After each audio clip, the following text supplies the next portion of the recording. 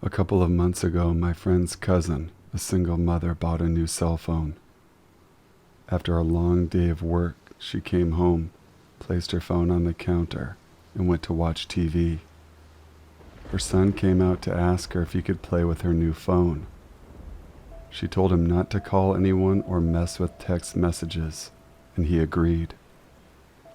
At around 11:20, she was drowsy, so she decided to tuck her son in and go to bed. She walked to his room and saw that he wasn't there. She then ran over to her room to find him sleeping on her bed with the phone in his hand. Relieved, she picked her phone back up from his hand to inspect it. Browsing through it, she noticed only minor changes such as a new background and banner, but then she opened up her saved pictures. She began deleting the pictures he had taken until only one new picture remained. When she first saw it, she was in disbelief. It was her son sleeping on her bed, but the picture was taken by someone else above him, and it showed the left half of an elderly woman's face. My house was built in 1904. It is a single-family home, wood frame setting on a concrete block foundation. I've been living here for about 12 years. Of all the weird things that my siblings and me have seen or heard in this house, this one event is my favorite. This happened to my brother. About 10 years ago, my brother and his best friends had started a garage band, playing mostly Spanish rock, alternative music but in Spanish. His friends could only get together on Sunday afternoons.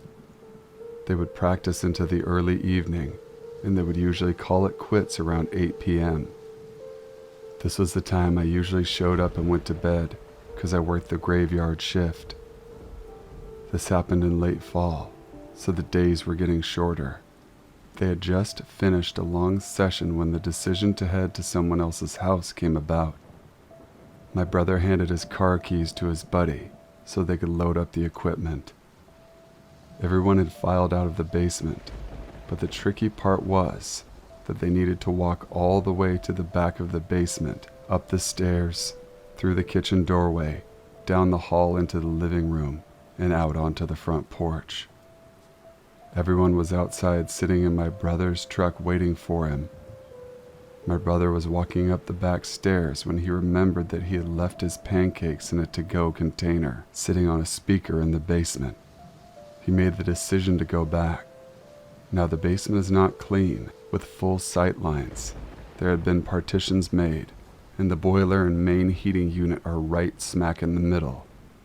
So after my brother walks back, he is about to retrieve his food container, when out of the corner of his eye he sees it.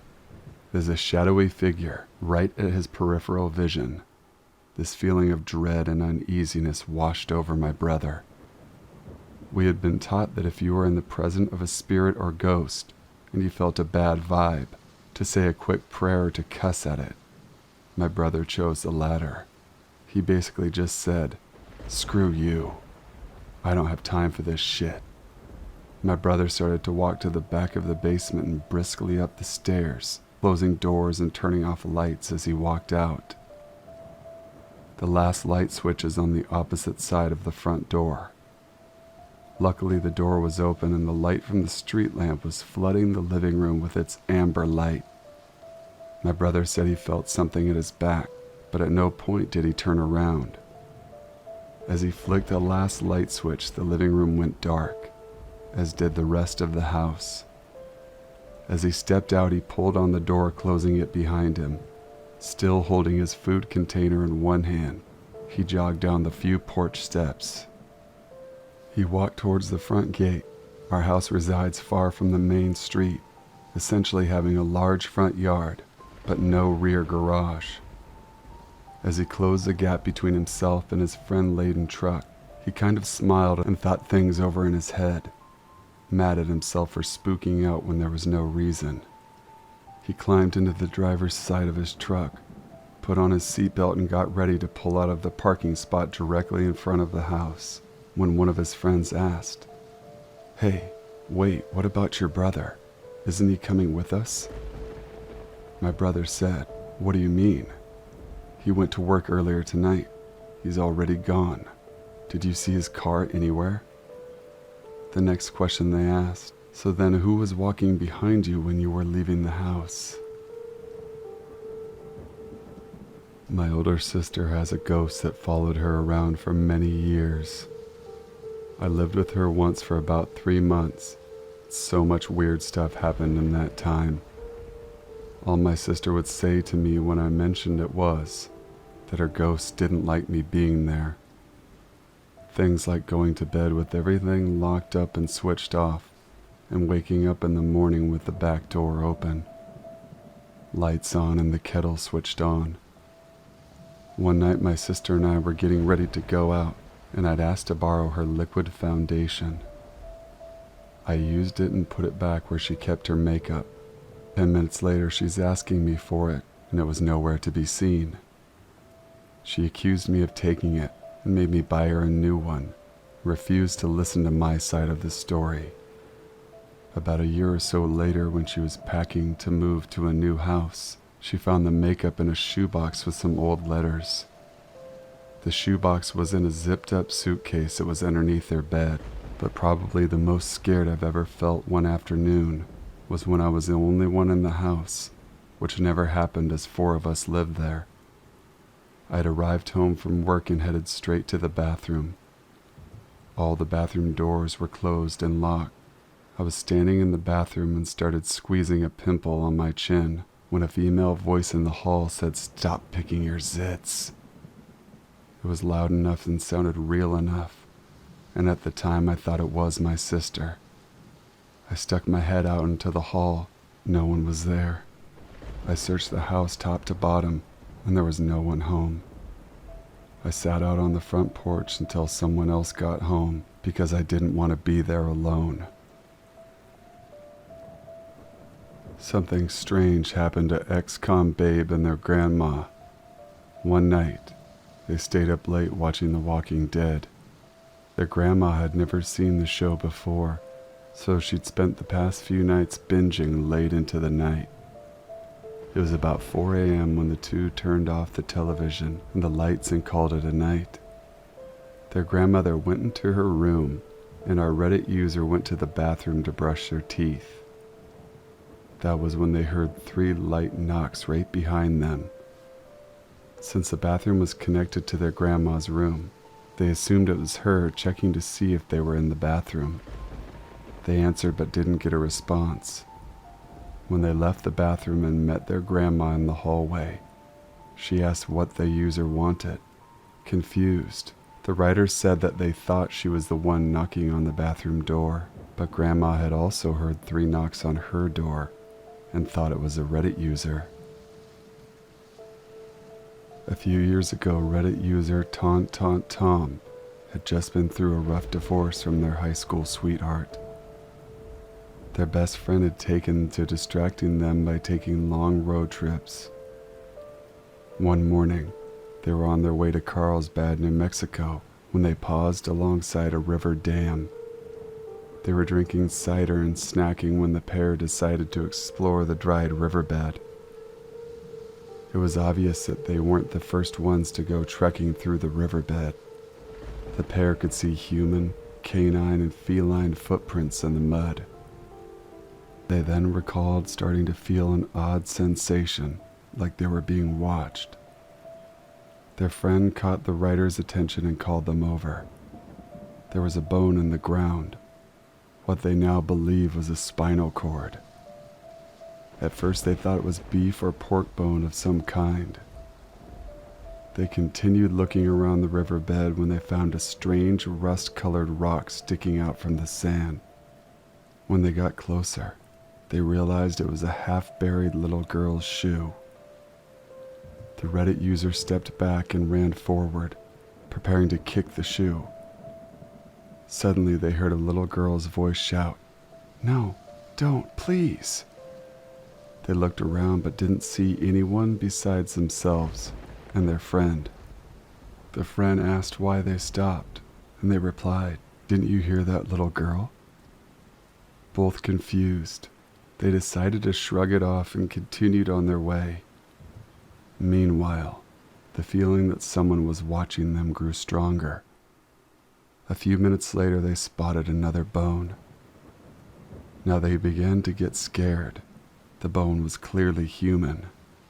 The friend called the non-emergency police number for Carlsbad, and they reported what they saw.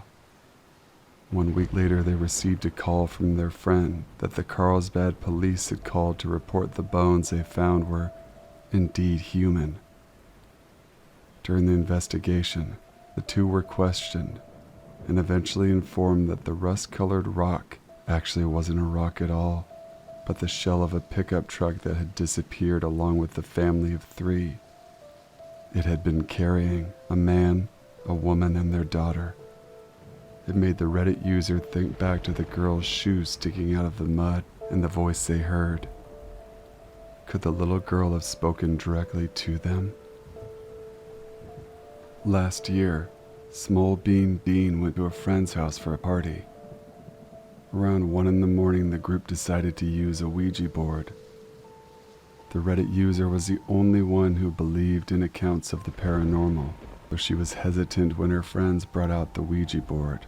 But instead of giving her friends more reasons to tease her, she acted as if she didn't believe in such an activity. They began using the board questions. They started with a few normal questions and nothing really exciting happened.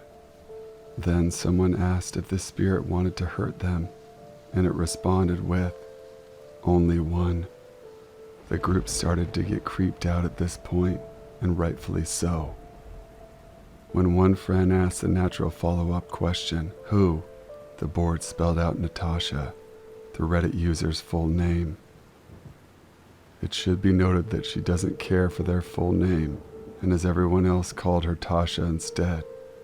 Tasha then left the room while her friends continued playing, but found out later that night that the group forgot to say goodbye to the board. Anyone familiar with Ouija knows that closing the interaction with the spirit is crucial before stopping use of the board. Needless to say, she was nervous.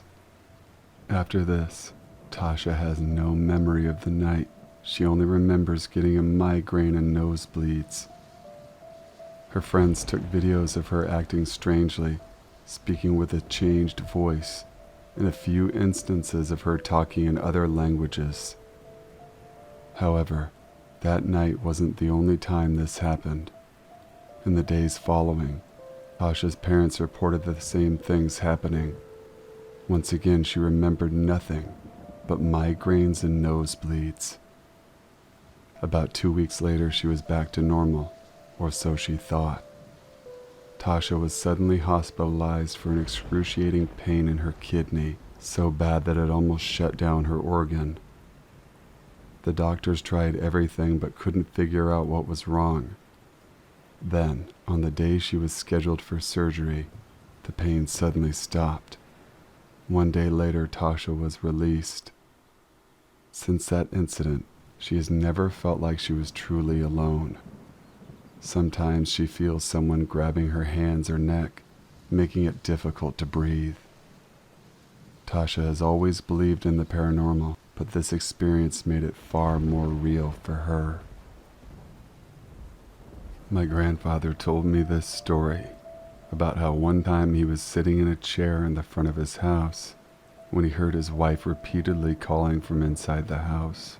The thing is, my grandmother passed away a few years before that, but he told me that the voice was so pressing that he actually got up to look inside the house. And as soon as he got inside the house, he heard a loud crash behind him and turned around to see that the chair he'd been sitting in moments ago had been crushed by the cast iron gutter that fell on it. If he hadn't come inside the house, he would have probably been seriously injured. I don't know if it's paranormal or not, but every time I think about it, it sends chills down my spine. When I was younger, I had an imaginary friend who lived in this massive antique dresser. I vividly remember him telling me stories, although I have absolutely no recollection of what they actually were.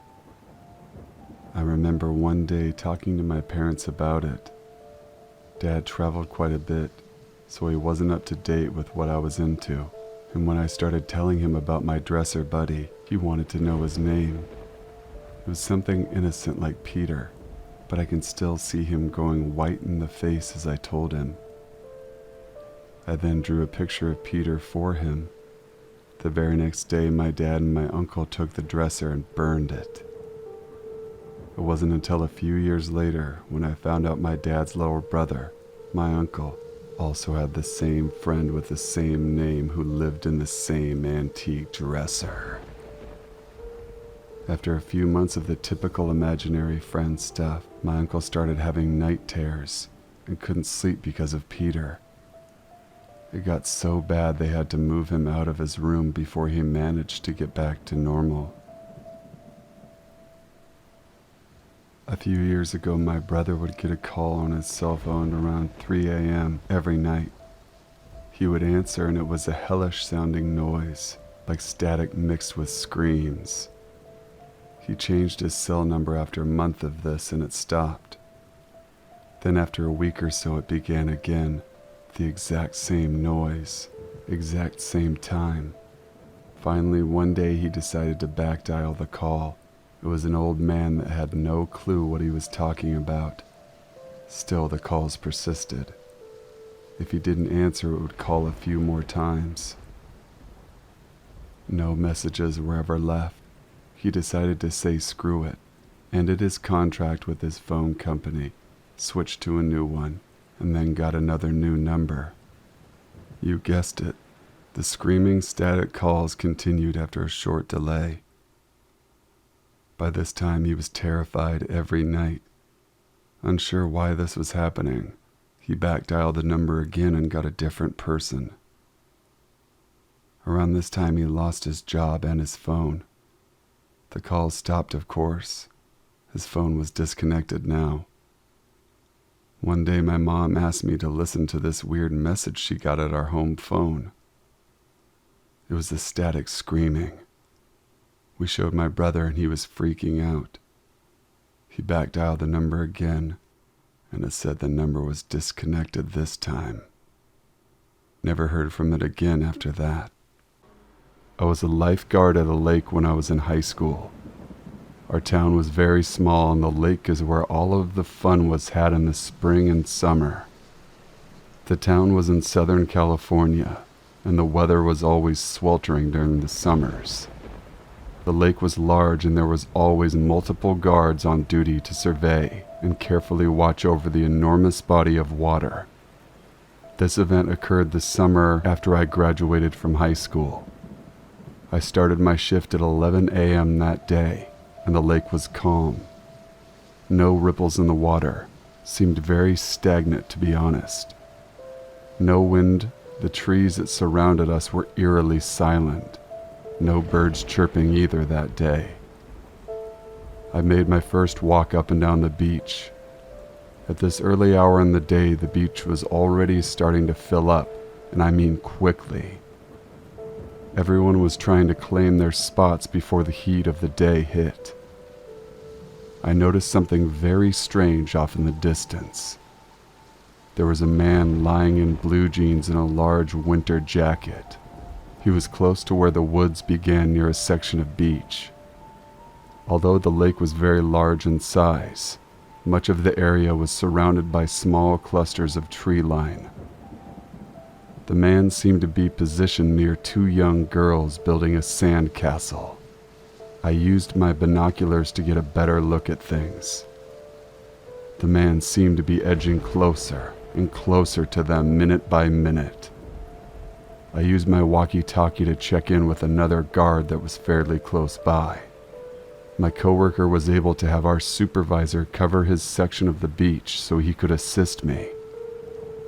My last glance through my binoculars proved utterly horrifying as my eyes focused on the man in the distance.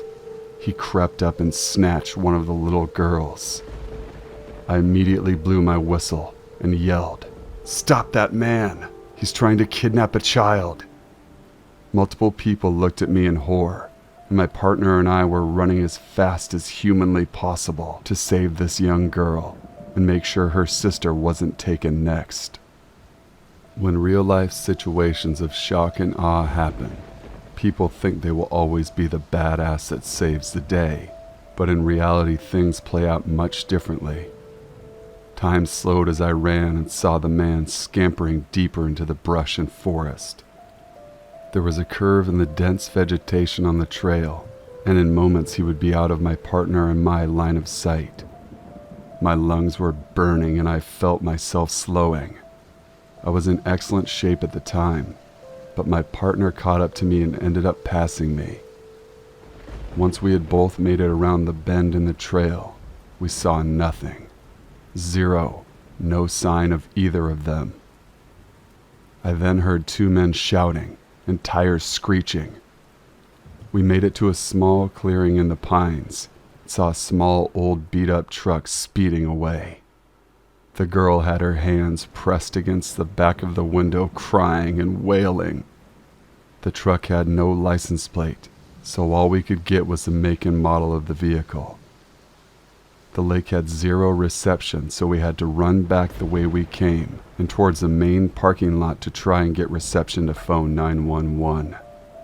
Sadly, we had lost so much precious time waiting to get help. It took the police 20 minutes to reach the area once we got through over the phone. The girl was dismembered and her body parts were found years later, strewn about the forested area, 10 miles from where she was taken that day. Please never leave your child alone. The ultimate price was paid that day. My youth group and I took a trip to a lake house one Sunday, August 24th, 2014, after church on Lake Bruin, Louisiana. When we got to the lake, we all jumped in, as that summer day it was almost 103 degrees. We swam and swam as the adults were getting lunch ready. Thankfully, we were getting out of the water when the current passed through the water. Out of the 16 youth that were in the water minutes ago, 4 of us were still waiting to get out. I remember being in between the pontoons of a boat waiting on my turn to get out. Ahead of me were 3 other girls. I remember seeing a catfish float up and thinking that was not right. I could not react before I felt as though I was being restrained.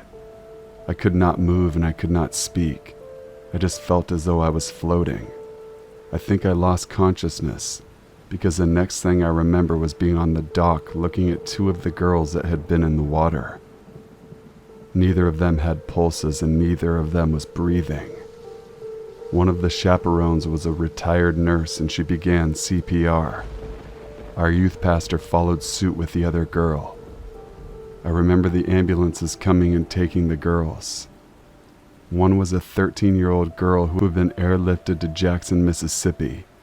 The other was about 17, and she was taken by ambulance to Rapids Parish Hospital near Alexandria. As for me and the last girl, we were both taken to the hospital to get checked out, and I spent a total of 23 hours on an IV because some level was high. As you can imagine, it was tough to see 2 of your friends lifeless on a dock. I was born in Mobile, Alabama, and I grew up around docks and water. I had never heard of anything like this before. As of right now, it was almost 2 a.m., and I can't sleep because the faces of the girls still haunt me. I'd really love to talk to someone and see if there's any way that I can help. Financially, I'm a broke college freshman who has moved from home and just wants to be able to do his part to help people. Please contact me if you can. This happened close to the beginning of June 2017. I was with my grandparents at the beach. We all heard some sirens. Sounded just like ambulance sirens. I put it off thinking it was just an ambulance on the road that was nearby. A little while passes. I see a boat with lights on the top driving. I just think it's a person driving their boat, and they have the lights on because it's kind of foggy. Then maybe 5 minutes later, I see a police officer talking to someone. I didn't really know why they were here. Then they came up to us and asked if we had seen a white woman with a light blonde hair in her mid-40s wearing a blue bikini. We say no, and then they explain that the woman and her friend had come to the beach that day. The woman's friend said she had dozed off for who knows how long, and when she woke up she couldn't find the woman. She said the last place she saw her was in the water. There was a riptide warning out for the area as well. This was 4 miles down the beach from where we were. I don't know what happened to her or if she's okay. I look over to our catch pool after a slide we have, which has a different lifeguard at it, and I spot a kid with his parent, both in good condition above the water. Is that him over there? I say, looking back at my friend. Where? Oh, he's over there, I say, pointing. As I say this, I notice that the kid's parent is talking to the lifeguard at the splash pad, and the kid is behind the parent, submerged, active victim. Since I saw this while talking, what I ended up casually saying was, "Oh, he's over there dying." My friend looks over and begins sprinting towards the kid. I hop out of the water and start walking over, maybe because I'm too calm or just been doing this too long to feel like it's an emergency yet. The parent hears splashing from my friend running towards him through the water, looks down at his kid and lifts him out of the water. The lifeguard he was talking to, 2 feet away from the drowning kid, didn't know what had happened until we told him. Stay sharp even when talking to people. Another interesting note is that the dad and kid were literally the only people in the splash pad area that day. I really hope that they would have seen him, even if I hadn't come out from the guard shack on my break. When I was 9, my father, mother, and I had moved into my grandmother's old house in the countryside. She had died sometime before, and my mother had inherited the house. While my parents, along with my uncle, were unpacking, I had wandered over to the empty pool that was at the very back of the yard. I remember reaching the broken fence before I heard my father. "Samantha, get away from there." I spun around and ran back to where my uncle resided on the back porch. "Why can't I explore near the pool? It's not like I'll fall in," I asked, looking up at my uncle before turning to look back at the far end of the yard. The light from the porch light only leaving a dim light against the broken fence. "There's a man in there," was all he said to me before ushering me back inside. What he told me that night scared the life out of me. I never went back to the far side of the yard again. I was only 9 at this time, but I could see the fear in his eyes.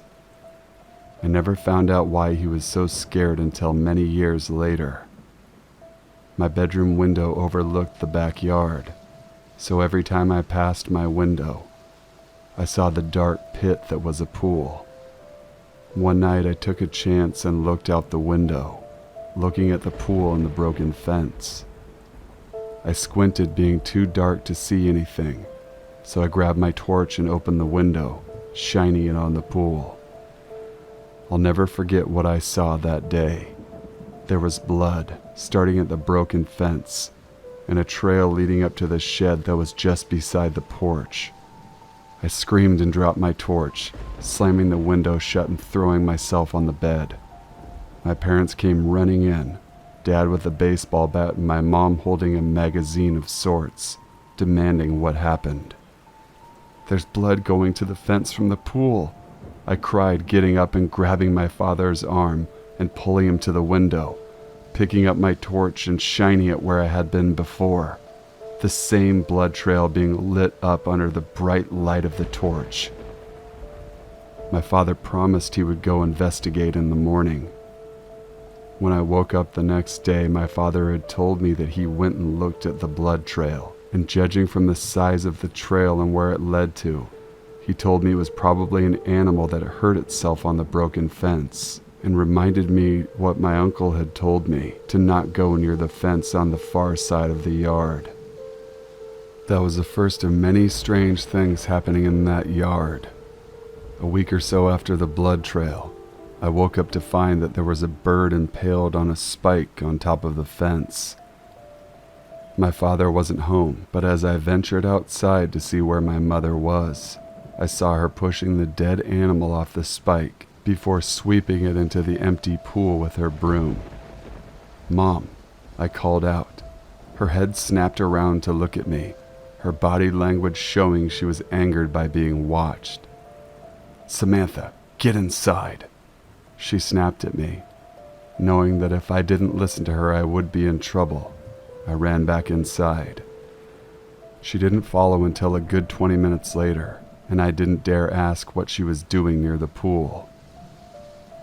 Months passed by and I'd constantly see my mother, the same time every day while my father was at work, pushing a new dead animal into the empty pool. Some were foxes that got caught on the small holes of the broken fence, death by starvation. Others were more birds or even stray cats that had fallen victim to the broken fence. I grew used to seeing blood or deceased animals, so whenever I saw something caught in the fence, I told my mother and she just kissed my forehead, told me not to worry about it. One day my father came home from work early as he had forgotten his lunch to find my mother sweeping yet another deceased cat into the pool. From my room I heard my father shouting at her, asking why she was doing this and for how long. I never heard my mother reply, but instead, I heard my father come back inside with the slam of the back door. Then a few moments later, the sweeping continued.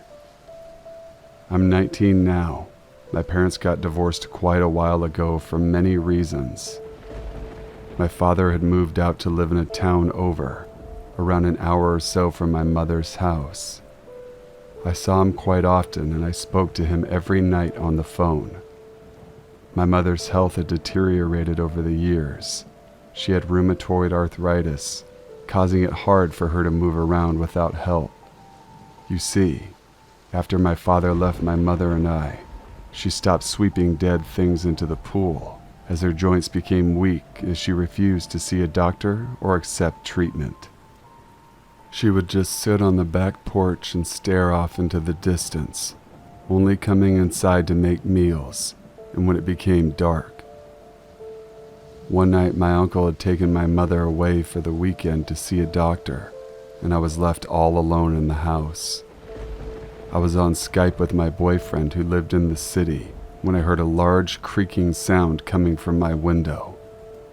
I excused myself and got up, opening the window and looking down at the yard, looking for the source of the noise. I grabbed my phone and turned the torchlight on. This is when I saw it. A silhouette of a large hand, curled around the bar of the fence, pulling itself up from what seemed to be the pool. I couldn't take my eyes off the thing. I watched as it stood on the outside of the pool and looked up at my window. Its eyes stood out the most. They shone in the light from my phone, like if you were to shine a light on a dog or cat's eyes. Its silhouette was human-like, but its limbs had been twisted out of shape. Its legs faced aside instead of forward, and its arms were limp by its side. I stared at its face.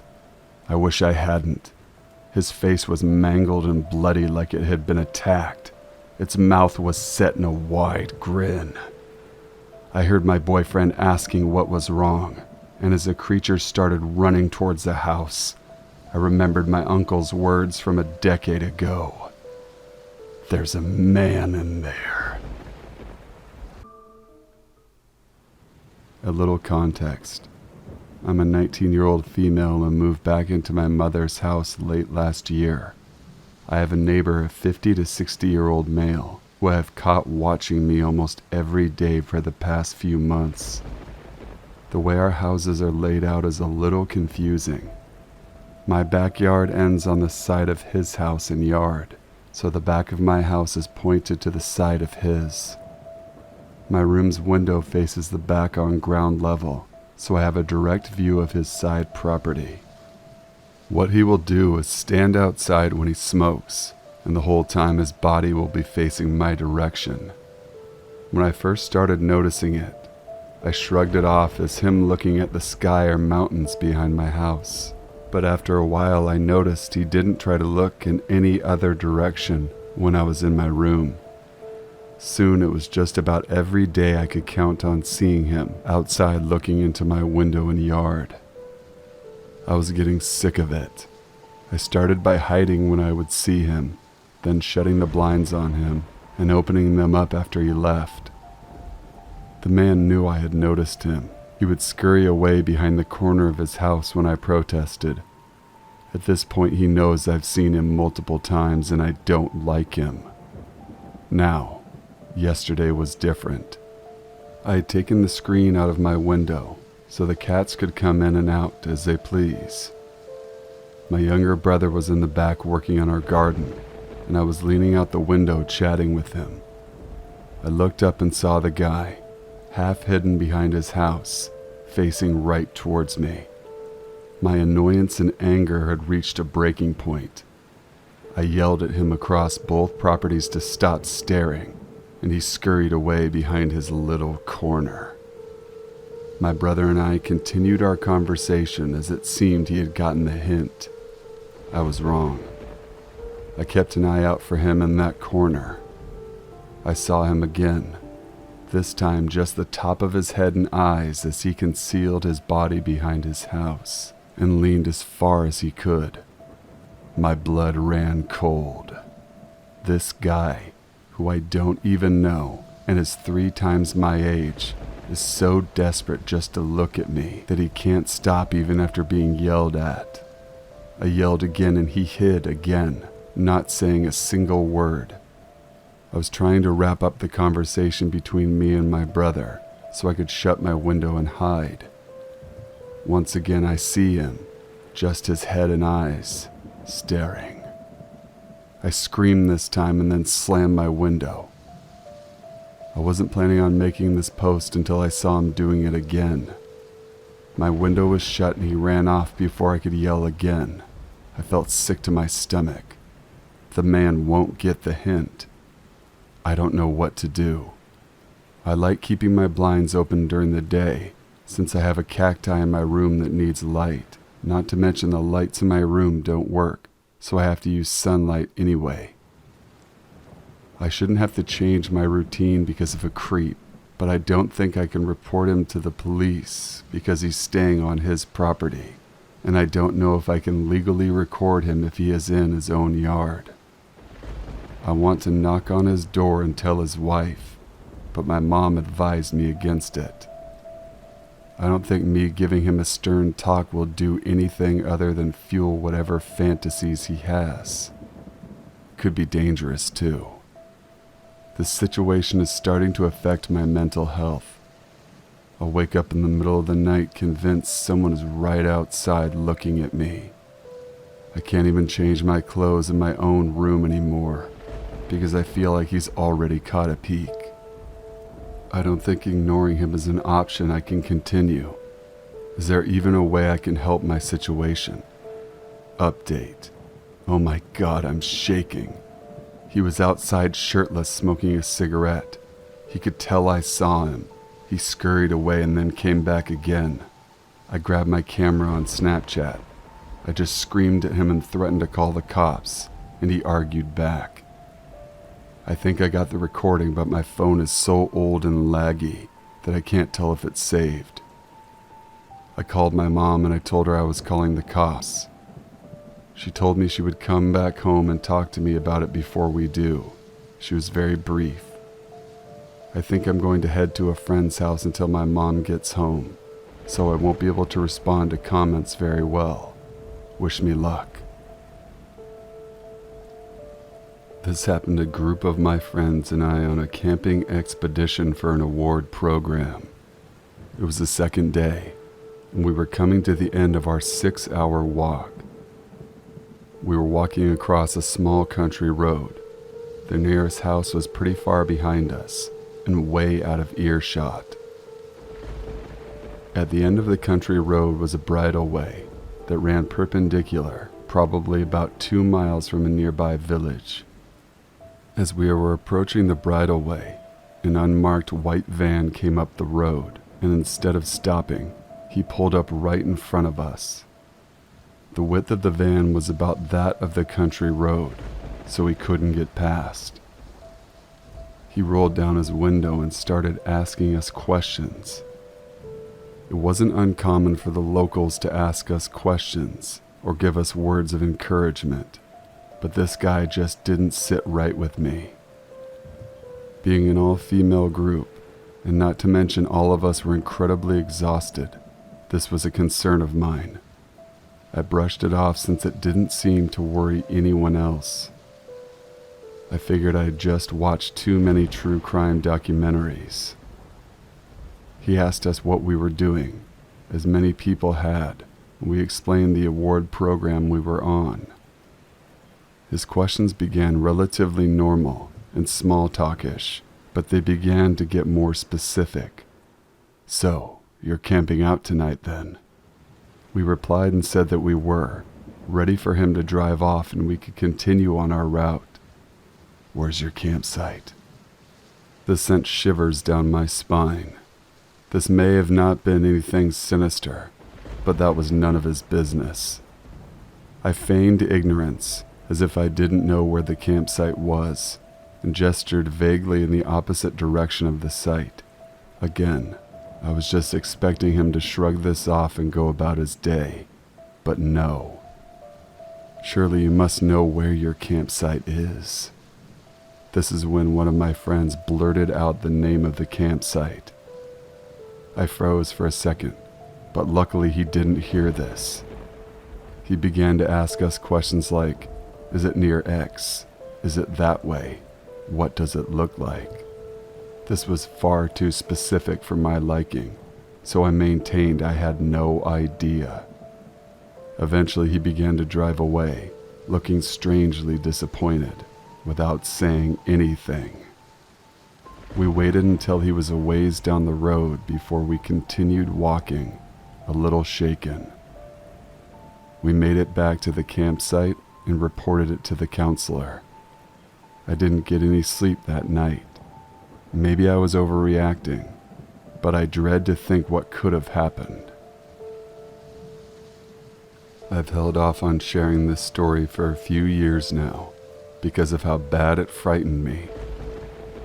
However, reading other people's experiences on Reddit has given me the confidence to share my story and not fear judgment. A few years ago, my partner and I decided to take a trip to California to see some of the state parks, ghost towns, and off the beaten path things that I don't get a lot of tourist traffic. For the first leg of the trip, everything went great. We camped out in our car, found some really great picturesque landscapes, creepy ghost towns, scenic views, and forgotten highways. I absolutely loved it. After about a week and a half on the road, we decided it was time to start heading back to Oregon, our home base, but we decided to take the scenic route for some of it, instead of just driving straight home on the I-5. Our meandering path home took us to Death Valley, where there was a short hike to a beautiful waterfall we had seen online, and wanted to do it before heading back. In lieu of my experiences, I've chosen not to share the name for everybody's safety. We found the trailhead without issue, and began the mile hike to the waterfall. Death Valley is pretty desolate, and I'm not going to lie, it's a creepy place that spooked me bad on more than one occasion. But something about this trail was different, sinister even. I couldn't shake the feeling that I was being watched.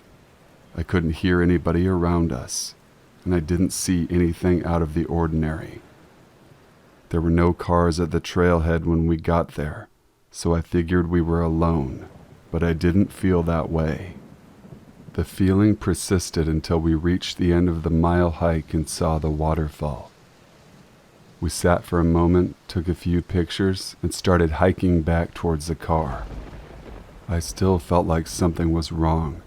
I felt eyes on me and had a feeling of dread for seemingly no reason at all. I tried to shake it off, but I just couldn't. I started walking a little quicker to our car. We got there without incident and started throwing our hiking poles and water bottles into the back seat of the car. I noticed there was a black SUV with limo-tinted windows parked next to us in the trailhead parking lot. I didn't see anyone around it, and it didn't seem like anyone was in it either. But where was the driver? The only place the driver could have been was on the same trail as my partner and I, but I hadn't seen or heard the driver on the trail. It was an out and back trail with steep rocky cliffs on either side of the trail, so the chances of me seeing the driver were pretty high, and the chances of him being off the trail were pretty slim, as the undergrowth was extremely heavy until you got to the cliffside. I'm also certain I would have heard somebody crashing through the undergrowth near the trail. As I was thinking about this and getting more and more anxious, I see a huge man emerge silently from the bushes next to the trail and waterfall. When I say silently, I mean it. He made no noise at all. He was easily 6'4" to 6'6" and very strong looking, covered in what my partner believes are criminal tattoos. The man had a baseball cap pulled down low over his sunglasses, a long full beard, some kind of a rifle slung across his back, and a large hunting knife on his belt. Had he been out there at the falls with us the whole time? If so, why hadn't I heard or seen him? He was holding what appeared to be a cell phone in his hands and waving down my partner. My partner is a 5'5" and skinny. In a silent panic, I grabbed him by the arm to keep him from getting too close to the man. I realize now that this huge man had a gun, and distance to him was irrelevant, but as I said, I was in panic mode. The man said that he had found this cell phone, the one in his hands near the waterfall, and didn't want us to leave without it. We both quickly checked our pockets. We realized we both had our cell phones.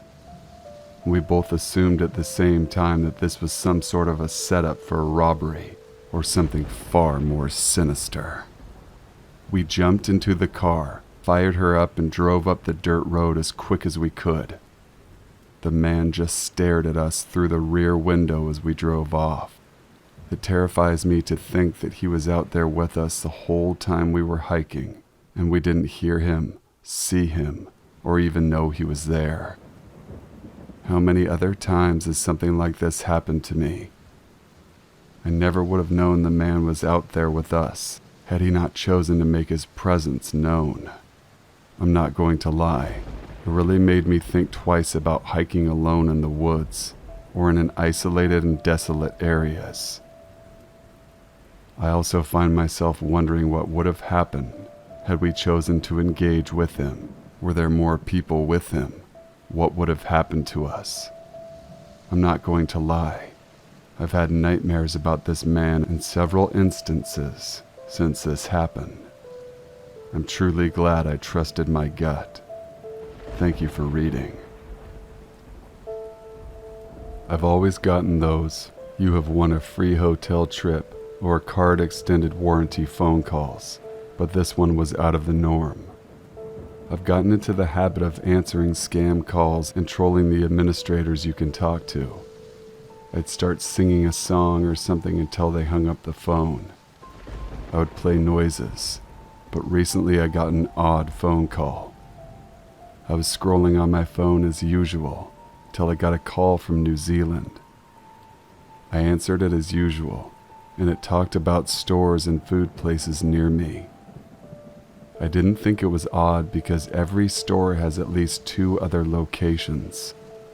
I pressed 1 to troll as usual until somebody answered and immediately started talking. They said, "Hey, saw you answered," and I went to the time-wasting things. He told me, "Stop playing around." and started spouting numbers I didn't know. I looked up the numbers, and they were for my computer's IP address. I hung up and got called about 2 more times before the calls ceased. I don't know if it's some guy trolling me or an audio recording. What do you think? Last night at 12 a.m. I was laying in bed and I heard a faint sound of a baby crying. I don't live in an apartment, and the sound was coming from my brother's room.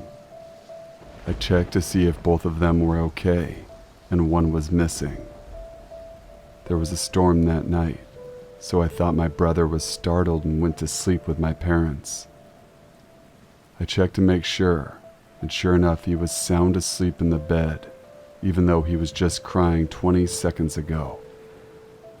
I went back to bed, but once I closed my eyes, I heard the baby crying again, except on the right side of my house. It was very faint, and it sounded like it could be outside or in one of the rooms in my house. I got up and checked everywhere. I even looked outside during the storm, but I found nothing, not even one of my closest friends. Believe me, I just want an explanation. Is this a ghost or what?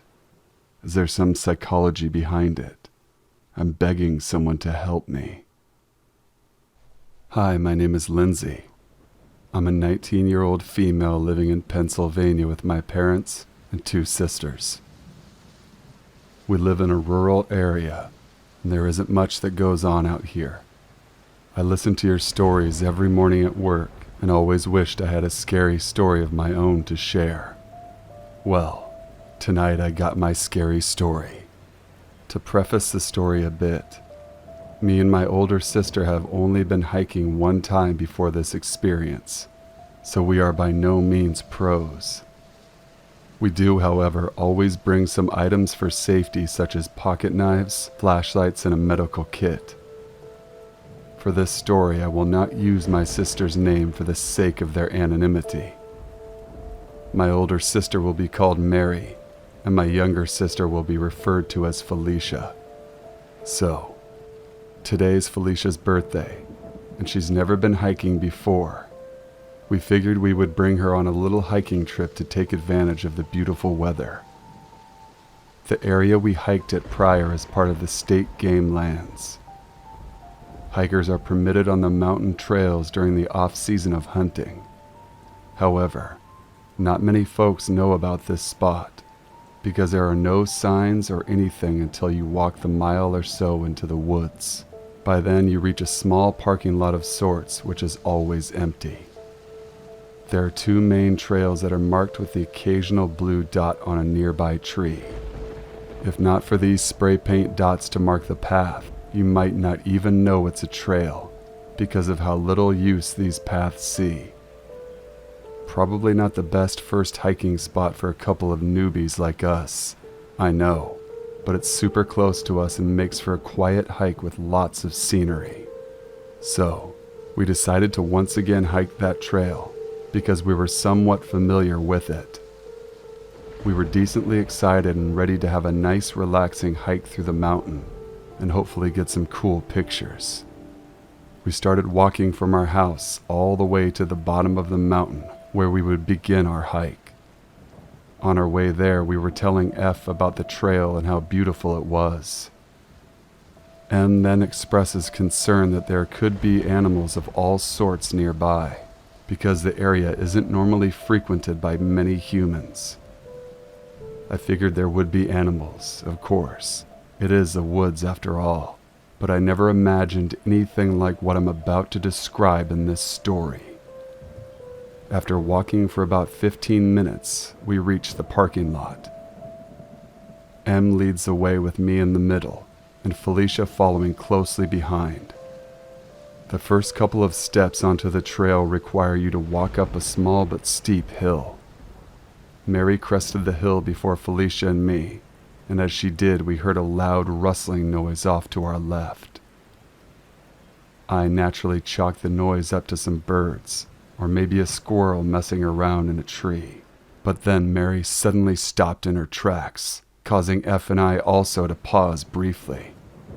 Just as I was about to ask what the problem was, M calmly turned and said, "Turn around, guys."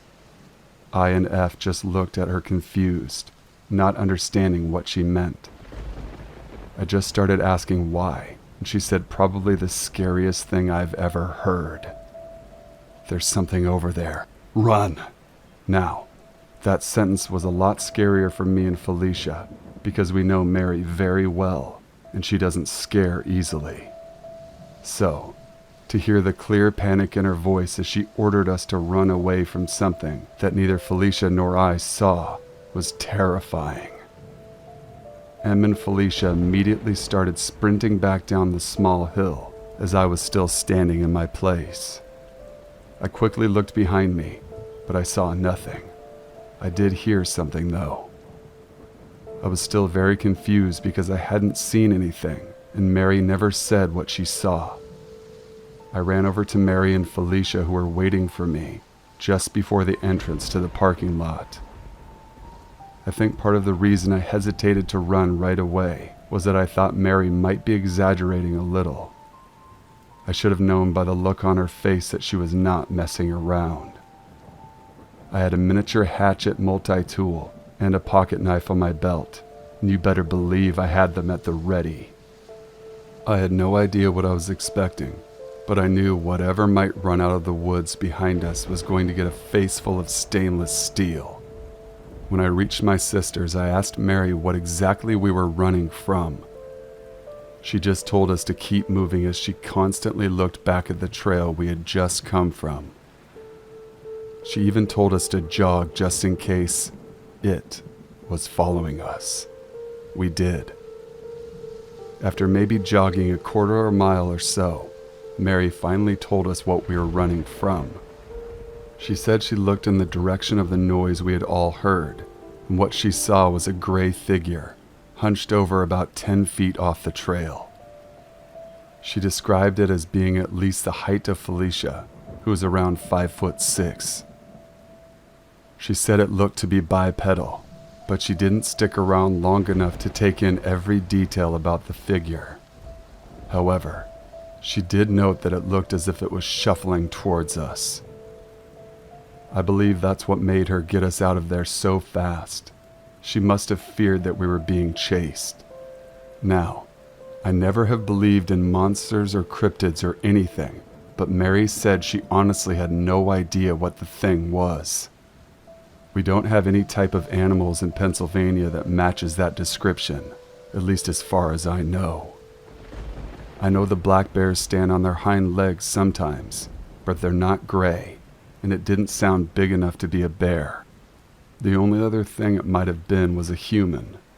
But why would someone hear us obviously distressed and not call out to let us know they were there, and that they didn't pose a direct threat, unless the person was not there as a friendly hiker?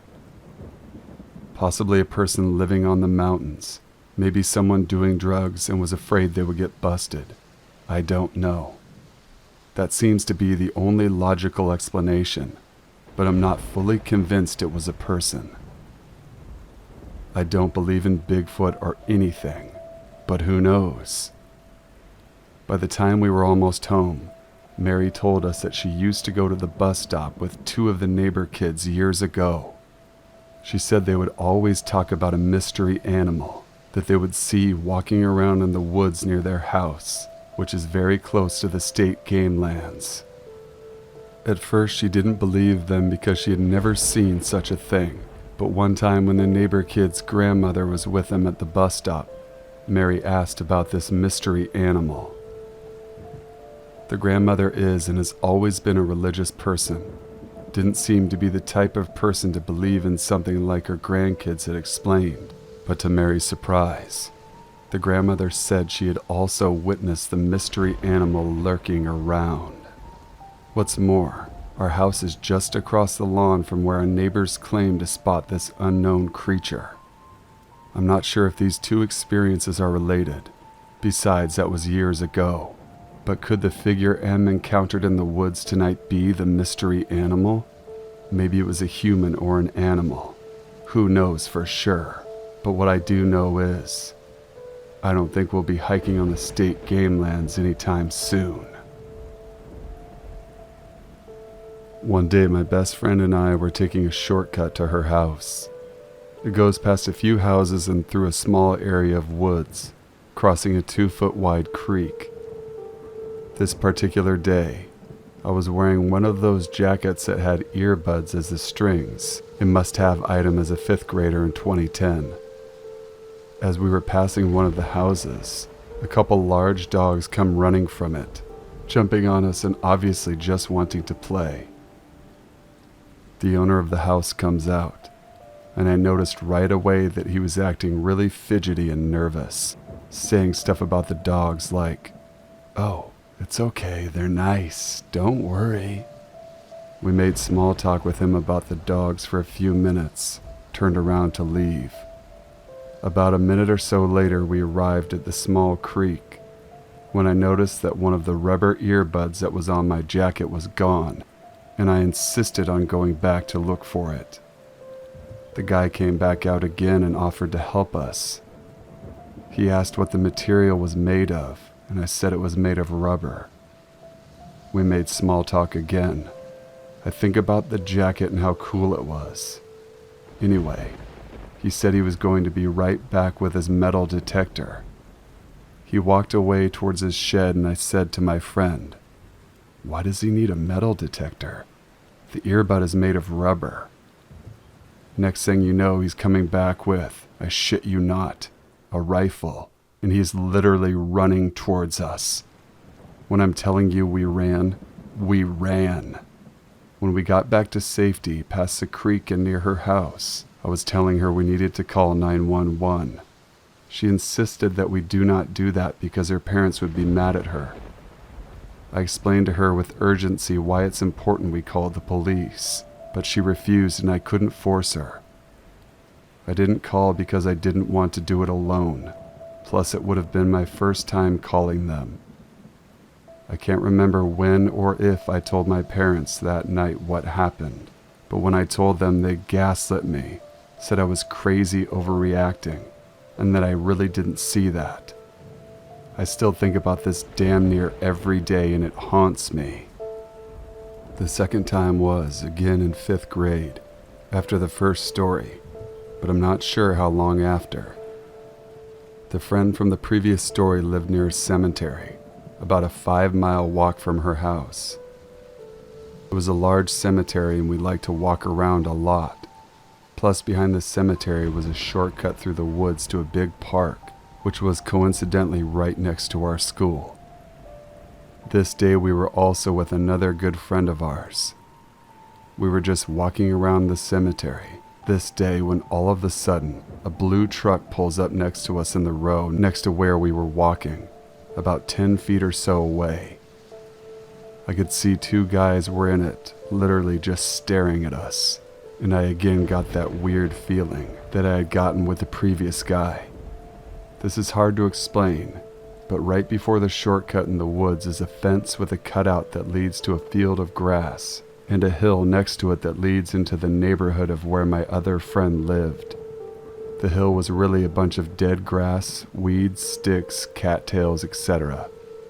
Anyway, I told my friends I had a bad feeling about these guys, that they were staring at us and quite literally slowly following us with the truck. We booked it to that grass field and through that hill. I had all sorts of cuts and gashes from all the shit that we were running through. When we got to the top of the hill, we turned around and the truck was parked at the top of the hill on the other side, with both men outside holding rifles. I truly believe they were coming after us, and that they were visibly mad that we got away from them. I knew they were after us because they would have had to driven through the cutout in the fence, amongst the gut feelings and just the entire situation. We ran to my friend's house, noticed her parents, who truly didn't seem too worried, and drove my other friend and me home. I don't even remember if I told my parents about this time, since they gaslit me when I told them last time. I just can't shake the fact this shit really happened, when I was in 5th grade and 10 years old. I also can't believe how lightly my parents took the situation. I'm honestly traumatized about what happened, and I think about it often. I just needed to tell some people what happened before I have trouble getting my thoughts into words.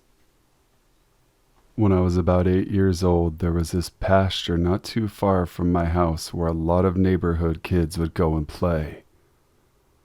On this particular day, it was only me and my 2-year-old sister out there. After a while of us playing with the rocks, I noticed this teal sedan pull up about 10 to 15 feet away from where we were. I looked to see who it was and saw an older man. I didn't recognize him. He was wearing dark sunglasses, but clearly watching us from the driver's seat as his face was turned directly towards us. We just kept playing for another 5 or so minutes, with a few glances at the car here and there, until I heard the car door open. I looked up and my eyes were met with that old guy walking around the trunk of his car. He smiled at me, and that's when I noticed that he wasn't wearing pants. I immediately grabbed my baby sister and booked it home. I told my oldest sister, who sprinted outside ready to claw that man's eyes out. But surprise, surprise, the pervert had already left. My sister told my mom, who then called the police. The officers were very nice and helped reassure me that I wasn't in trouble for seeing what I did. I gave them the best description of the man that I could, and they hurried out to try and find me. My older sister reminded me about this disturbing detail I told the police, which I must have blocked out of my mind.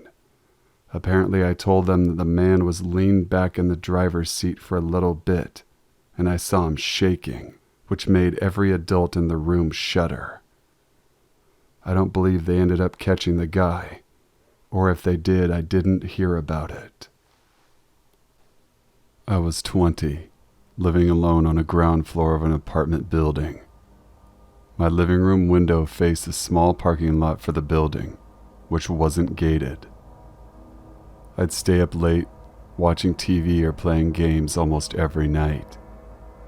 It was winter when I first moved in, so I'd have the blinds down at night to help keep the cold air out. Summer came and there was no AC in the apartment, so I'd open the windows and blinds at night for cool air. One night I'm lying on the couch watching TV when I get the feeling that I'm being watched. I looked over at the window, and a man had his hands and face pressed against the screen, merely 3 feet from where I was lying, just watching me. I let out a blood-curdling scream and he did not even blink. Terrified, I jumped up, grabbed the phone, and screamed that I was calling the cops. He still just stood there completely motionless and dead-eyed. At that point, I yelled that I'm getting the neighbor, started walking to the door, when he finally took off. I locked the window and stayed up all night, completely on edge. My boyfriend at the time came over and stayed for a full week. He made sure to leave the blinds open and sat at the edge of the couch closest to the window to make it known I wasn't always alone. The creeper didn't show up again, so eventually I got comfortable thinking it was an isolated incident of some random wandering around the parking lot. Maybe another 3 weeks after that, I get home late from waiting tables and park in the lot. I get changed, grab a snack, and head to the living room to play games. I start to raise the blinds to open the windows and let in cool air, and the creeper standing right there with his face pressed against the screen once again. He was not standing in the parking lot when I pulled in, as I parked right by my window. I can only assume he was waiting around the corner of the building, watching me come home and timing my movements. This time I grabbed the phone and immediately called the police. I was shaking, crying, completely hysterical. The creeper takes off. The cops come and say they'll have someone patrol the block when they can. My boyfriend immediately comes over. He wants to stay with me until I can get out of there, so I start looking at different apartments. Another 3 to 4 weeks or so later, I have an apartment lined up on a high floor in a doorman building, because at this point, screw it. My boyfriend had to get out of town for a few days, so I decided to go stay at my friend's place, because I certainly wasn't going to be there all by myself. I'm at my friend's place for 2 nights, but wanted to run home and grab a few things I'd forgotten. She goes with me, for obvious reasons, and we go in the afternoon, not at dark. We decide to hang out for a bit and play games together, because it's daylight and there is activity around the building. No AC, so I hesitantly raise the blinds to get fresh air. I'm terrified opening them, then laugh to myself because I do it, and of course, no one is there. I open the actual window and see 2 large holes cut into the screen right above the latches you push in to lift. They were definitely not there 2 days ago. My blood ran entirely cold. The creeper knew my boyfriend was gone. He was watching and saw his car was gone. I'd left my car there as my friend picked me up, and we always left a light on in the living room to make the creeper think we were awake. So he saw my car, thought I was home, saw the light on, yet proceeded to cut holes in the screen to break in at a later date or time. I have no idea if he actually gained access, but seeing how bold he was terrified me. How long had he been watching me, learning my patterns, and getting gradually more aggressive with every interaction? I still sometimes get a chill when I raise my blinds, and it took a long time to get comfortable living in anything but a high-rise. Thanks for the lifelong PTSD. Let's not meet again. One night when I was 12 or 13, my parents were gone for a while, and I was just staying up really late on my desktop computer waiting for them to come home. Like most people, I had been told 1,000,000 times not to talk to strangers on the internet, but about half of my friends' list on MSN were people I had never met before, so I was just chatting with a bunch of them. Out of nowhere, one of my online friends had told me exactly what I had been doing the past hour or 2.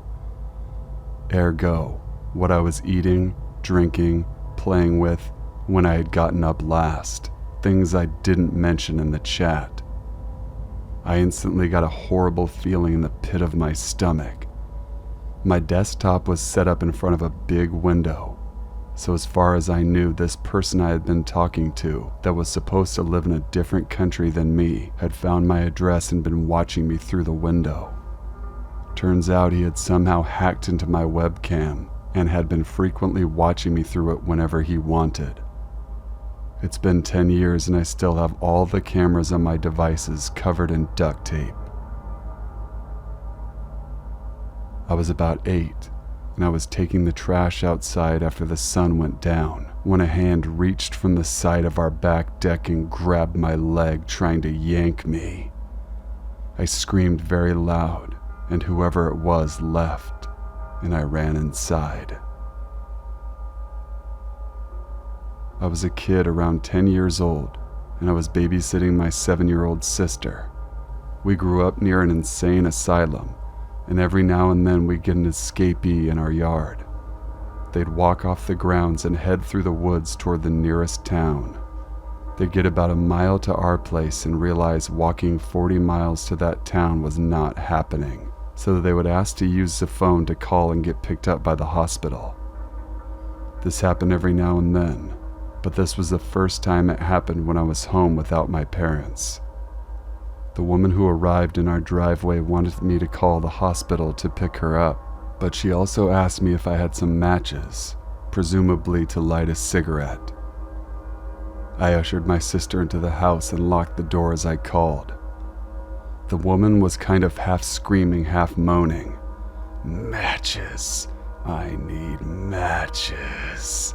until they came and picked her up. I'm sure it was just for a cigarette, but it also could have been to burn us alive, so I didn't give her any. I had just moved into my very first apartment, It was around 8:30 p.m., and I heard the doorknob moving like someone was putting a key in it and turning and knocking.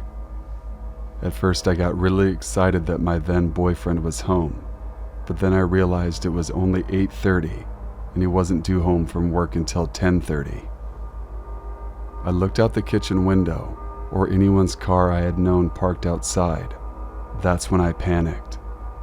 The doorknob kept moving for a few more seconds and then stopped.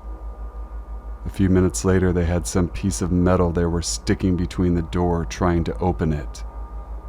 I freaked out at that point and locked myself in the bathroom with a knife and dialed 911. They tried to pry the door open for 3 minutes before they suddenly stopped. The police surveyed the area and found an elderly man roaming around with a knife and crowbar. He used to live in that apartment, and he wanted his stuff back that we stole when we moved in. I was told he was very delusional. I'm so thankful and glad I didn't answer the door once I realized it was no one I knew. To this day, my heart stops when someone knocks on my door. So this took place in my backyard when I was a kid. My mom had made a tree swing by putting a large log across 2 trees that were split at the top in Y shapes. A rope hung down from the middle of the log, and there was a little wooden slab to sit and swing on. I was out there swinging away when suddenly, before I knew what had happened, I was pulled backward and found myself laying in the dirt. I looked up just in time to watch the log that was holding the swing split and crash down. I had used this swing a billion times, and where I landed wasn't even reachable at maximum swinging capacity. I looked up and no one was around. The feeling of being pulled back is permanently logged into my brain. My bedroom is on the 2nd story. I woke up one night around 3 a.m. to go to the bathroom. I knew we were expecting a lot of snow. I looked out the bedroom window to see the accumulation. It was deep, higher than the curb, like a white blanket across the cul-de-sac. I decided to get some water, so I walked downstairs, turned on the light, went to the bathroom and got water. I was downstairs for maybe 4 minutes. I went back to my bedroom. All the lights were out again, and I looked at the snow one more time. Within those 4 minutes, there were now fresh footsteps leading from my house across the cul-de-sac and disappearing behind my neighbor's house. I lived out in the middle of nowhere, surrounded by woods, corn, and wheat fields. I was home alone one night and decided to step out on the porch for a smoke. I'm about halfway done. I take another drag, and when I blow out the smoke, it rolls around a face about a foot away from me. Needless to say, I tossed the cigarette and noped back inside and locked the doors. When I was about 13, I spent the night over at my cousin's house. We were home alone for the night and stayed up late playing video games. I remember he left the room to use the restroom.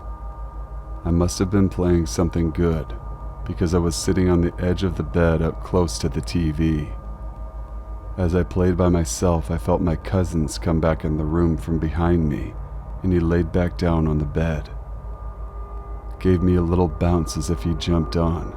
The bed squeaked. When I turned back to talk to him, he wasn't there. He was still in the restroom. I looked down on the bed where I thought I had felt him, and there was an imprint on the bed coming back up, like if someone had been there and was just coming off of it. A couple years ago, I was home alone. My husband was traveling out of state. I put on the news on the Samsung Smart TV in the living room, set the remote on the coffee table, and I went into the kitchen next room over to make dinner. After a few minutes, I noticed I didn't hear the sound of news anymore, and I thought maybe the signal went out or the TV timed out and shut itself off. I come back into the living room and the TV screen is showing a picture of a couch in a living room, my living room. Takes me a minute to realize the camera in my TV has been activated, and it's showing a live video of the room. The remotes were still on the table, so no chance the dog accidentally stepped on them and pushed buttons or anything. A few days later, news broke that Samsung smart TVs had a hacking issue. Guess the real mystery is how often I was spied on before I put tape over the camera. It was January in Minnesota. There was about a foot of snow on the ground, and my parents were out at a bar, and my brother was at a friend's house but would come back later. I was in my living room watching TV, and I heard a small knocking coming from the basement. I walked down to investigate all over the basement and found nothing. Not thinking much of it, I walked back upstairs to the living room to continue watching. About 5 minutes later, I hear a loud crash from the basement and what sounded like a door opening. At this point, I was very worried. I started to make my way down the stairs terrified, and as I went down, I thought maybe my brother was home without me, knowing, so I called his name. Nothing. I called again, and nothing, so I kept slowly moving down the stairs, only to find that there were drawers open and desks, box open, and a few plastic bins and containers all knocked down and tipped over. But the worst of all, my back glass door wide open with footprints leading out the door. I shut it, called my parents, and when they came, my mom called the police while my dad followed them. According to him, they went over my fence into the road behind my house where they stopped. My guess is he was picked up, but we and the police never found out if it was planned or just a random house they picked to rob. Absolutely terrifying. I'd always been aware of the deep web. You hear the craziest, most messed up stories from people who have the balls to explore it. Websites that involve human experimentation, hiring a hitman, and even watching people through their own security cameras. It's fucked up, but honestly, I'd be lying if I said I wasn't just slightly interested. Now, just to point out, there was no malicious intent behind my exploration of the deep web. I was just curious to see if it really was as bad as people said it was. The first thing I stumbled upon was a website extremely centered around death, which gave me a really uneasy feeling, so I didn't hang around that webpage very long. It takes quite a bit to freak me out, so it's safe to say I was a little surprised that I couldn't stomach the first website I clicked on. But hey, it's not supposed to all be unicorns and rainbows, right? Next, I clicked on a website that was dedicated to watching people through security cameras. Most of the screen showed empty living rooms and patios. Some of them oddly filled rooms, like rooms that were packed with stuffed animals, and others that were eerily decorated with Christmas lights and fake Santa Claus statues. Another screen showed a young woman doing yoga. That one had a lot of views. I didn't watch that one very long.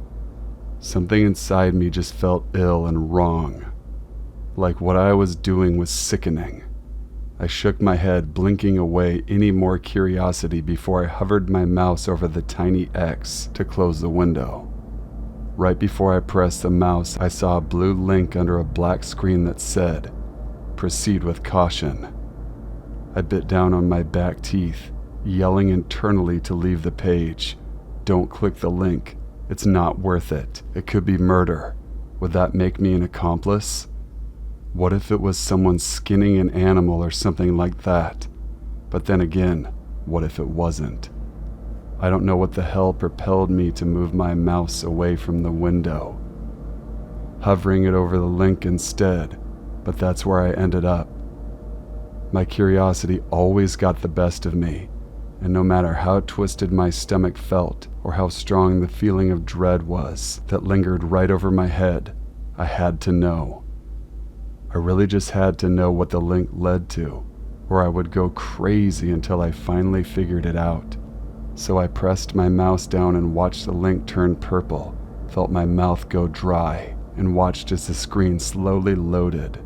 The page was just comprised of a large screen, like the security camera page, only it was just one. The room was concrete and dark. There must have been a night vision camera or something, because everything had a weird blue screen tinge, but you could tell there was little to no light. There was a dark liquid on the floor in a medium-sized puddle. I told myself it was gasoline.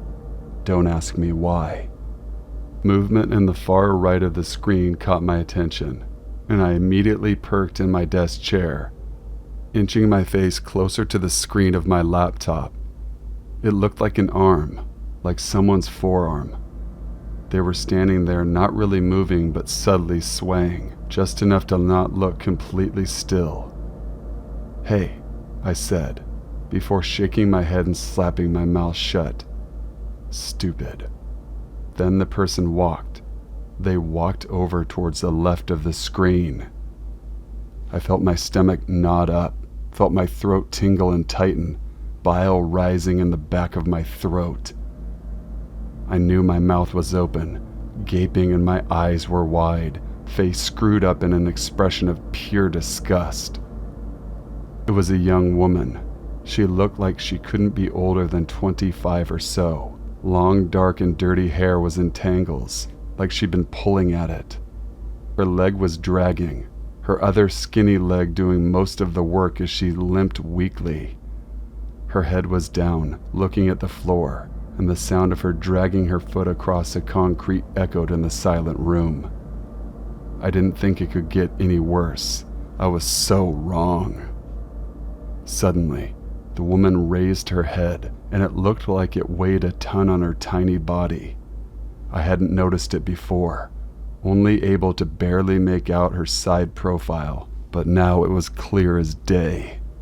She looked around, eyes watering with tears, and black makeup streaming down her face.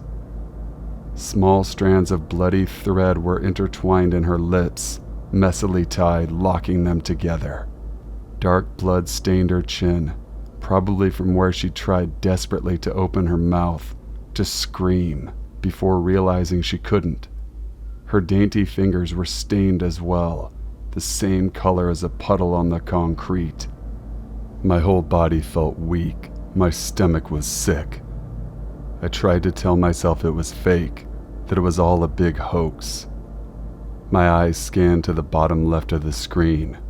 5,623. 5,623 people were watching.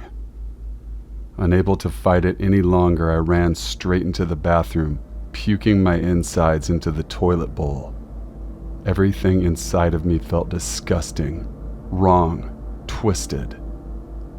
Once I was finally done, I laid on the floor of the bathroom, letting the cool tiles try and soothe my burning body. My head was spinning. I kept repeating to myself over and over in my head that I shouldn't have clicked the link. I should have left. I should have closed the window and told my inner curiosity to screw itself. Instead, I was laying on the floor, the bathroom reeking of vomit, and my mind a complete mess over that hell I was supposed to do. Should I get the link and send it to the police? Should I call them now? My first instinct was to copy and paste the link just in case, then call the police and inform them of what was happening. Maybe they could trace the IP address or something. Maybe they would recognize the girl and know where to start looking. Maybe I could save her life. I'd feel very dumb if this was all fake just to get viewers, but I was about to gamble. Not with what was at stake. I ignored the dizzy feeling flooding my head as I jumped up, grabbing the doorknob and twisting it a bit too harshly. When I flung the door open, my phone buzzed in my pocket, scaring the shit out of me. I stopped mid-panic and picked it up with shaky hands. I saw my girlfriend's name and immediately slid the phone to answer. My voice was a complete wreck, my eyes finding the screen where the girl shrunk down to the ground. the sound of her cries bouncing around the room, making my body feel rigid. I had nothing left to throw up, but I felt so sick. Madeline, you're not going to believe what I was just watching. What? Are you okay? Have you been crying? No, I'm not okay, I answered, averting my eyes from the screen. I know you said to stay away from the deep web, but are you kidding me? Her voice went from caring to mad in a split second. I told you to stay away from that place. You never listen to me. You never do. There's a girl, I said weakly.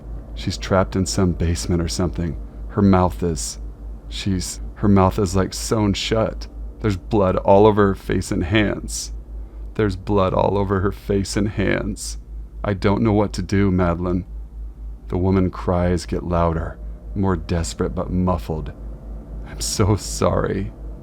Close it, clear your history, and never go back there again. I'm not kidding. But should I call? No. Her voice was stern now. You don't know if it's bullshit. It's probably staged to gain disgusting viewers, apparently like yourself. People do it all the time. That's why I said it would be best if you stayed away from there. You could get yourself into a lot of trouble. I didn't say anything, wordlessly walking over to the desk. My hands shook as I raised my mouse to the small X once more. My eyes watched the number of viewers slowly tick higher and higher before I closed the window. I felt even worse than before. Okay. We can file a report tomorrow, just in case. But for now, go to sleep and stay away. I can't believe you were even there in the first place. I didn't have the energy to argue with her. Guilt plagued my whole body, drowning me. It was all I could feel. I told her good night, that I was sorry and that I loved her before I hung up and made my way to the couch to sleep, or try to sleep. It didn't feel right even being in my bedroom, or being anywhere near my computer, not while this girl was trapped, unable to scream for help, unable to speak at all. I know it could be fake, but was that really a risk I was willing to take? I looked up some Google searches over what was fake on the deep web, and read multiple stories about staged webcam videos, which made me feel a little bit better. It didn't make the sick, guilty feeling go away, though. It's safe to say that I didn't get much sleep. Every time I closed my eyes or even began to drift off, I would see the woman's face. The thread laced into her lips, the blood staining her mouth, her fingers, the floor. I continued to grow more and more anxious and uneasy, deciding that maybe getting out of the house, heading over to the local CVS and picking up some melatonin might help. I threw my blanket off, slid on my shoes, and grabbed my keys and wallet from the nightstand. The cool air felt amazing and did wonders to calm the whirlwind of thoughts in my head. I went to check the time, realizing I'd left my phone at home. Not a huge deal. The store was only a few minutes away. I ended up buying melatonin and a stronger sleeping pill, just in case those didn't work. I also got a pack of bottled water to help rehydrate after I vomited up all the contents in my stomach earlier. By the time I got home, I felt much, much better, which lasted about 3 seconds before I noticed that my front door was wide open. Now, I may have been in a state of shock and panic, but I never, ever leave my front door open or even unlocked. My heart immediately began to race. I got out of my car, closing the door quietly and unlocking my trunk, grabbing the crowbar that I keep in there.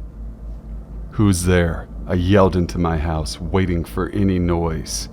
Who is in there? My own voice was shaking and weak. It was met with complete silence. Keeping the crowbar up and ready to strike, I walked to the couch and felt for my phone as soon as I found it. I hit the emergency button and waited until I got a hold of a 911 operator, letting her know that I think my house was just broken into. She told me the police would be on their way. After checking around the house for anything odd, I decided to give my girlfriend a call, letting her know what happened. The phone rang, and then rang some more. After getting her voicemail, I hung up, knowing she'd probably be asleep this late at night. I waited about 20 or so minutes for the police to show up and walked around with them like a scared puppy as they checked each room. They ended up just having me fill out a report, telling me they'll keep patrol cars in the area just in case anyone else gets hit. As they were leaving, I checked to see if Madeline had called back yet, but there wasn't any missed calls. I, however, did notice several outgoing calls to her cell phone. Outgoing call to Madeline, 3:12 a.m. Outgoing call, 3:14, 3:17, 3:20, and then another at 3:56 a.m., which was around the time I'd gotten home. My mind went into an automatic panic, knowing for a fact that I did not make those calls. I quickly checked my texts, reading one I apparently sent at 3:23 a.m. Hey, can't sleep. Gonna come over. Mind leaving the back door unlocked so I can get in? I didn't send that message. My stomach dropped. My heart thudded loudly in my chest as I noticed her reply directly underneath. Sorry I was asleep. Thanks for waking me up, by the way. Lose your key again? It's unlocked. Don't be too late. Without a second thought, I jumped in, running to lock all the doors and windows in my house, keeping the crowbar tight in my hand as I ran to my car. I drove as fast as my little Civic would allow all the way to her house, ignoring any stoplights. It only took 3 minutes to get there, but I still knew it would be too late. I made my way back to her door, feeling every cell in my body burn when I saw it was wide open. My face was hot. My hands were shaking, but I stepped in, crowbar raised like a bat, ready to swing.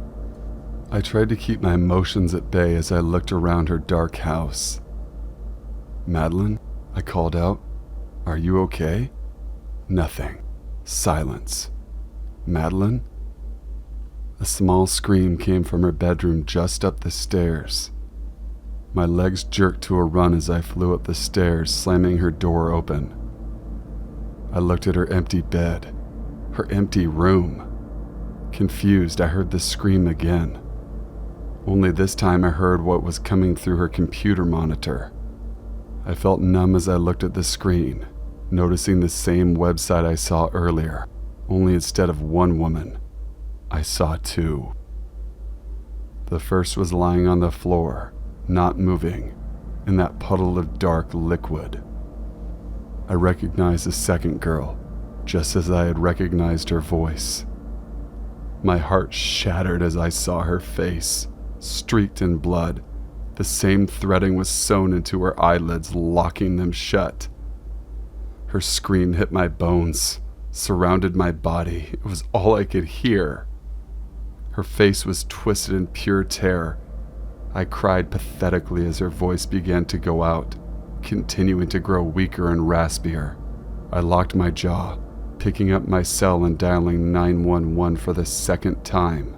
Only this time it barely rang once before the deep, gravelly voice of another man answered. You should not have called. Chills shot down my body, and I heard the phone thud as it hit the carpeted floor. My breath hitched in my throat as I bent to pick it up, hanging up the call and racing down the stairs. How did he do that? How did he redirect my call away from the police? I felt my heart race as I darted out of her back door, in a frenzy as I sprinted to the closest house. I pounded the door, screaming at the top of my lungs until the neighbor opened it, her face tired, confused and scared.